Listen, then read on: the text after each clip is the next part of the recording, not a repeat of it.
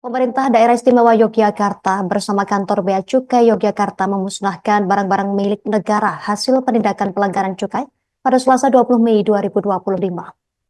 Barang-barang tersebut terdiri dari rokok ilegal dan liquid vape yang nilainya ditaksir mencapai 2,58 miliar rupiah. Untuk informasi lebih lengkapnya akan dilaporkan rekan Santo Ari, jurnalis Tribun Jogja untuk Anda. Rekan Santo Ari, silakan informasi selengkapnya. Baik, terima kasih rekan Justina Tribunus.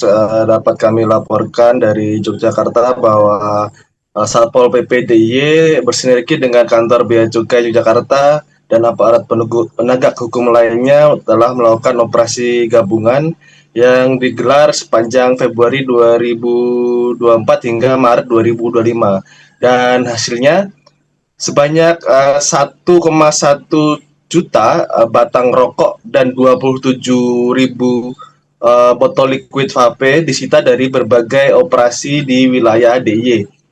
Nilai cukai dari barang-barang ilegal tersebut diperkirakan mencapai 2,58 miliar. Barang sitaan ini telah ditetapkan sebagai barang milik negara oleh Direktorat Jenderal Kekayaan Negara atau DJKN. Adapun proses pemusnahan dilakukan dengan cara dibakar dan dilakukan secara simbolis di kantor Satpol PP DIY.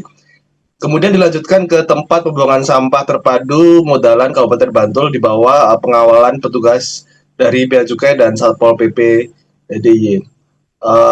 Pelaksana tugas Kepala Satpol PP DIY Novar Rohmat yang kami wawancarai mengungkapkan bahwa keberadaan pabrik rokok ilegal ini ditemukan di Kabupaten DIY kecuali Kota Yogyakarta.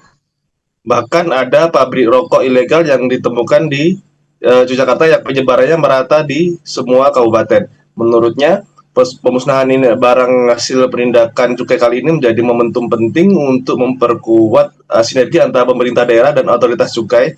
Dan rokok ilegal ini tidak hanya merugikan dari sisi penerimaan negara, tetapi juga menghancurkan iklim usaha yang sehat.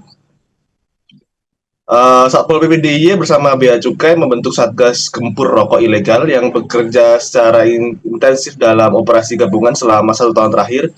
Dan tim ini tidak hanya bergerak di wilayah kota Yogyakarta, tapi juga menjangkau pelosok kabupaten di daerah Istimewa Yogyakarta melalui kerjasama dengan Satpol PP Kabupaten Kota DIY. Noviar juga menyebutkan bahwa seluruh proses penindakan dilakukan sesuai ketentuan hukum, di mana barang bukti dikumpulkan dan diamankan oleh Bea Cukai sebagai lembaga yang memiliki kewenangan hukum penuh berdasarkan undang-undang. Dalam hal ini, Noviar juga menyoroti bahwa penjualan